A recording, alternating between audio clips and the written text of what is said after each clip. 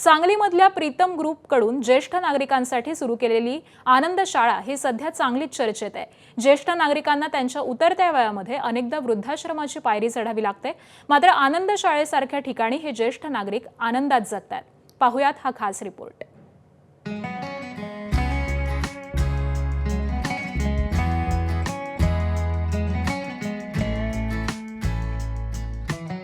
आनंद शाळा अगदी नावासारखीच ही सांगलीतली आनंद शाळा। पाहायला गेलं तर हा एक वृद्धाश्रमच आहे, पण इथं शाळा भरते, घंटा वाजते,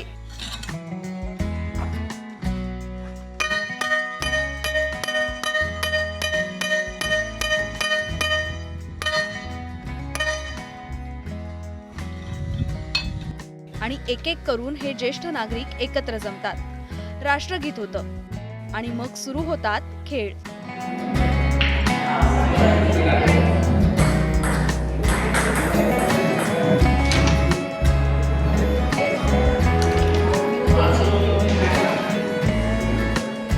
आपली आनंद शाळा ही ज्येष्ठांच्या आनंदासाठी आपण उभी केलेली आहे आणि त्यांना जास्तीत जास्त आनंद देणे, म्हणजे स्वास्थ्य चांगलं देणे, निरोगी आरोग्य देणे हा आमचा आनंद शाळेचा उद्देश आहे। प्रत्येकाला आपल्या कर्तव्यामुळे, जबाबदाऱ्यामुळे आपला आनंद घ्यायचा राहून गेलेला असतो। आपण मुलांचं सगळं करत बसतो, आपल्यावर सांसारिक जबाबदाऱ्या असतात। मग आता हे जे निवृत्तीचं आयुष्य आहे ते पूर्ण आनंदात आणि आपल्या मनासारखं जगण्यासाठी तुम्ही आनंद शाळेत या आणि आनंदाने सामील व्हा आणि इतरांना पण सांगा।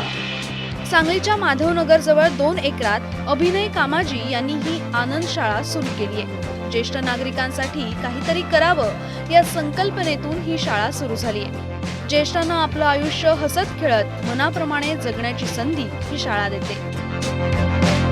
माझ्या मिस्टरांनी हा छान उपक्रम आकारलेला आहे। ज्येष्ठांनी जास्तीत जास्त ज्येष्ठांनी इथे यावे, आपलं उरलेलं आयुष्य छान घालावे, सोबतचे मित्र वगैरे इथे त्यांना भरपूर भेटणार।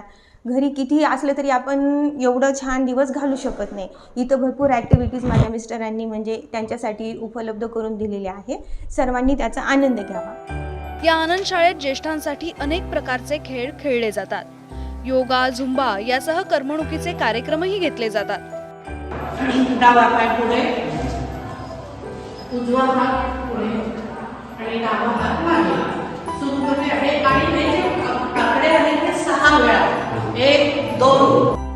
त्यामुळे आनंद शाळेतला दिवस कसा जातो हेही कळत नसल्याची प्रतिक्रिया इथल्या ज्येष्ठांनी दिली आहे।